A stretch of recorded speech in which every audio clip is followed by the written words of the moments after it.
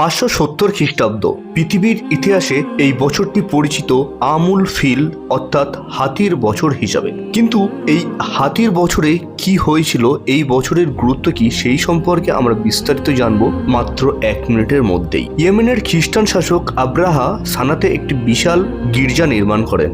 তার উদ্দেশ্য ছিল মানুষ যেন কাবা ছেড়ে সেখানে ইবাদত করতে যায়, কিন্তু আরবরা তা মানল না। তখন ক্রোধে আব্রাহা বিশাল হস্তি বাহিনী নিয়ে মক্কার দিকে অগ্রসর হয় কাবা ধ্বংসের উদ্দেশ্যে। কিন্তু প্রশ্ন হলো, আল্লাহর ঘর কি মানুষ ধ্বংস করতে পারে? অথচ কাবাবাসীর কাছে এই খ্রিস্টান শাসক আব্রাহাকে প্রতিরোধ করার মতন ক্ষমতা ছিল না। ঠিক তখনই আকাশে ভরে গেল ছোট ছোট পাখিতে, যাদেরকে আবাবিল পাখি বলা হয়। তারা নিক্ষেপ করতে শুরু করলো আগুনের পাথর, আর মুহূর্তেই ধ্বংস হয়ে গেল পুরো বাহিনী। এই ঘটনা স্পষ্টভাবে বর্ণিত আছে সূরা আল ফিলে। আর আশ্চর্যের বিষয় হলো, এই ঘটনার প্রায় আনুমানিক 50 দিন পরে হযরত মুহাম্মদ সাল্লাল্লাহু আলাইহি ওয়াসাল্লাম জন্মগ্রহণ করেন। অন্ধকারে নিমজ্জিত পৃথিবীতে তিনি নিয়ে আসেন হিদায়াতের আলো। এই ছিল হাতির বছর, যেখানে আল্লাহ দেখালেন তার অসীম শক্তি, আর পৃথিবী পেল সর্বশেষ নবীকে।